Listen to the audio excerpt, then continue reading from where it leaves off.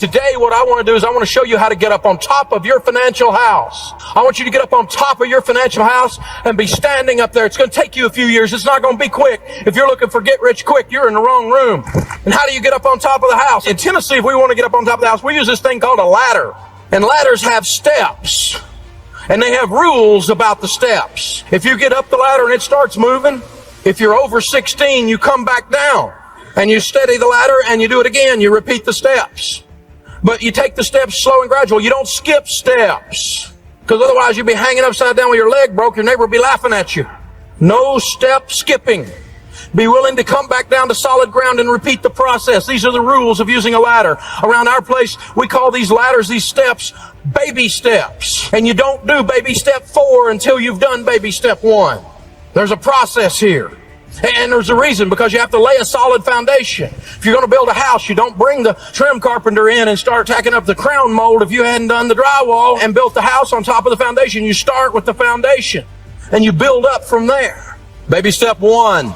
We're going to start with, before we do anything else, $1,000 baby starter emergency fund. It's only $1,000, and I want you to get $1,000 as fast as you possibly can to start that. So that's not your emergency fund, that's your starter emergency fund. I want you to get 10 Benjamin Franklins, baby, right quick, right now, fast.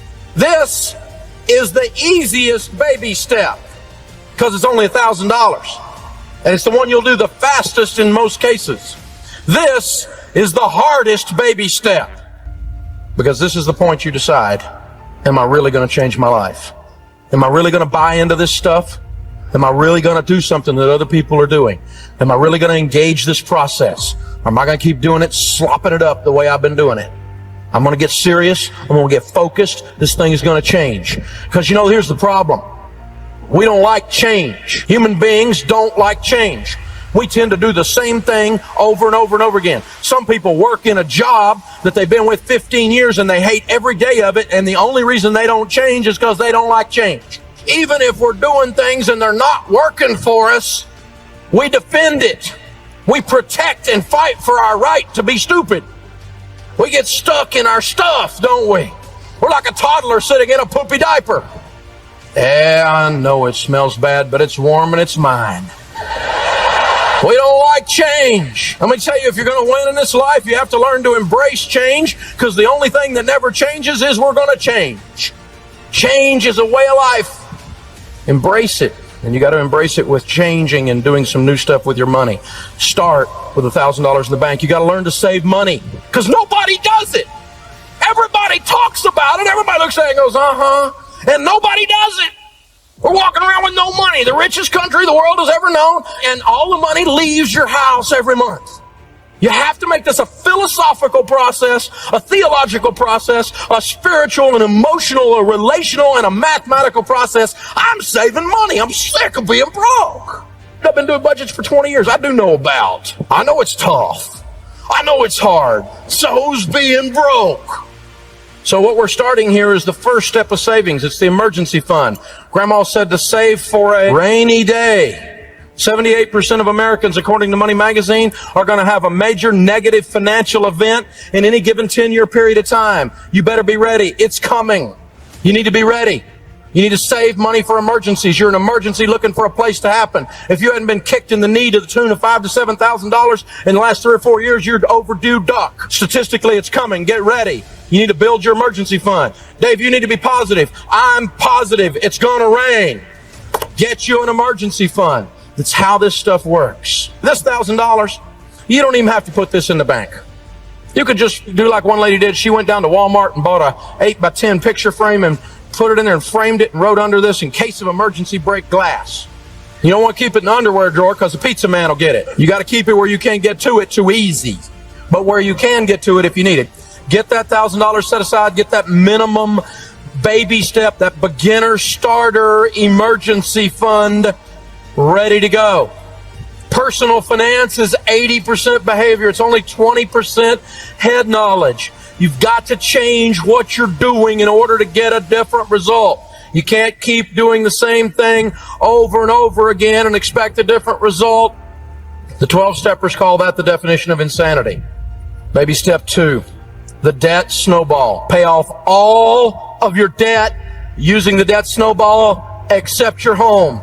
We're going to list our debts smallest to largest. We're going to pay minimum payments on everything but the little one, and we're going to attack the little one with a vengeance. When the payment is gone there, we're going to take that payment and any other money we can squeeze out of our budget in our life, and we're going to attack number two. When number two is gone, we're going to take the payments from 1 and 2 and everything we can squeeze out of our life, we're going to attack number 3. And every time that snowball rolls over, it picks up more snow to where by the time you get to your largest debt except your home, which is typically a student loan or a car payment, isn't it? When you get to that student loan or car payment, the average family in America is paying between $1,500 and $2,000 a month in payments not associated with their home.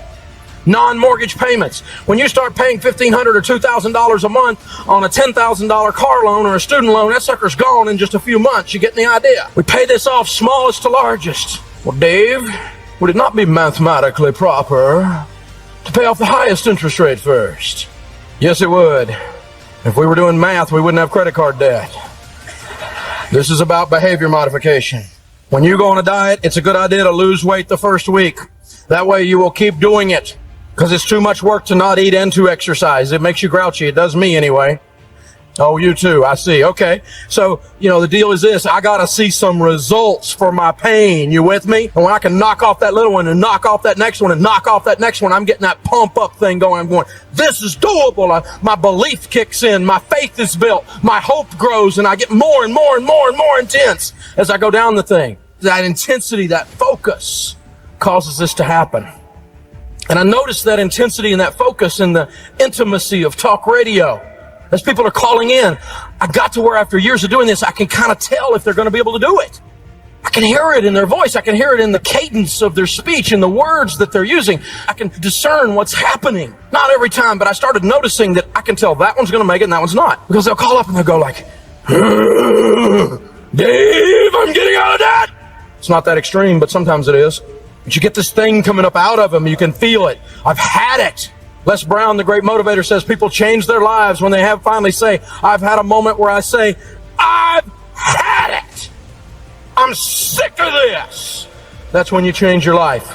You got to get to that point. You can wander into debt, but you can't wander out. You got to have this moment where you say, that's it. I'm tired of working my butt off and I don't have anything to show for it but an empty payment book. That's how this works, but I promise you, it works, baby. If you keep doing it, you get to chase the cheetah. So now, we don't have any payments but a house payment. We're at baby step 2. We're 18 to 24 months in. Does that feel pretty good? Now, our next goal is we're totally, with Gazelle Intensity, going to continue to focus. With focused intensity, we're going to build up that $1,000 account until it reaches a fully funded emergency fund, which is 3 to 6 months of expenses. Emergency funds should be easy to access or liquid. Put them in a money market type account with your mutual fund company. Check writing privileges. It's not going to earn much interest. And I want you to put 3 to 6 months of expenses. Some of you, that'll be 10, 15, even $20,000 just sitting there, boring, but ready for life to happen. See, here's the deal. Your emergency fund, the problem we get is we get mixed up about it. It is not an investment.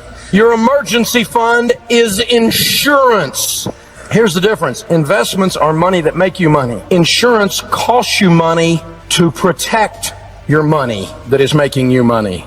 You buy insurance to protect your house, to protect your health.